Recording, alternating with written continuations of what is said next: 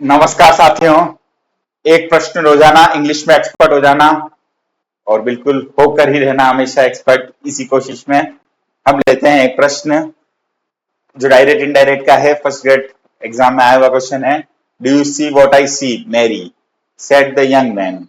अब आमतौर पे हम प्रैक्टिस करते हैं तो द यंग मैन सेड शुरू में लिखते हैं, इससे कोई फर्क नहीं पड़ता है क्वेश्चन के ऊपर, चाहे शुरू में लिखा हो या बाद में लिखा हो। अब देखिए, जब क्वेश्चन पूछा जाता है तो द यंग मैन आस्क्ड आएगा, चार ऑप्शन में नजर आ रहा है। आप डायरेक्ट भी बना सकते हैं, पर अच्छा क्वेश्चन है, डायरेक्ट बनाने में भी गलतियां हो सकती हैं, तो डायरेक्ट बनाकर भी देखें पर ऑप्शन के साथ देखें। अब आप देखिए, चूंकि आपसे प्रश्न पूछा जा रहा है और यस नो स्टाइल में पूछा जा रहा है तो सभी जगह इफ आना चाहिए, चारों ऑप्शन में इफ मौजूद है।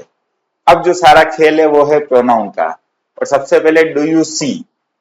मैं हमेशा कहता हूं डू डस डिड के जो क्वेश्चन होते हैं इंट्रोगेटिव वाले, एक्टिव पैसिव और डायरेक्ट इनडायरेक्ट दोनों में बहुत महत्वपूर्ण क्वेश्चन होते हैं, उसमें सबसे ज्यादा गलती करते हैं। तो मैं हमेशा कहता हूं कि डू यू सी है तो उसका आप इंट्रोगेटिव का एफर्मेटिव बनाओ जब आप डायरेक्ट इनडायरेक्ट की प्रैक्टिस इंट्रोगेटिव वाले क्वेश्चन के लिए कर रहे हो, यस नो टाइप।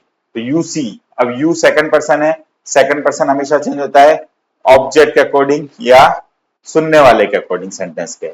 अब सुनने वाला यहाँ कौन है, तो सुनने वाला देखो आप, यू किसके लिए आ रहा है, मेरी के लिए आ रहा है, मेरी के लिए आ रहा है।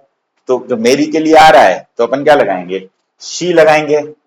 अब प्रेजेंट पास्ट में बदल जाता है तो सी सा में बदल जाएगा, शी सा। आई आई फर्स्ट पर्सन है वापस आपका, तो फर्स्ट पर्सन यंग मैन के अकॉर्डिंग किसमें चेंज होगा, ही में। वोट आपका यूं का यूं रहेगा, सी वापस सा में बदला। अब आप बोलो कि बी ऑप्शन क्यों सही नजर आ रहा है, बाकी ऑप्शन में क्या गलती है, तो हेड सीन तो नहीं होगा। हेड सीन तो तब होता है जब डिड यू सी या डिड होता तो आप हेड प्लस थर्ड फॉर्म में बदलते हैं। अब यहाँ पर आयशा, इसमें प्रोनाउन की मिस्टेक है और इसमें भी हेड सीन कर दिया, तो ये गलत हो गया, ये गलत हो गया, ये गलत हो गया। आपका करेक्ट आंसर है बी। इसी तरह क्वेश्चन प्रैक्टिस करते रहिए। धन्यवाद।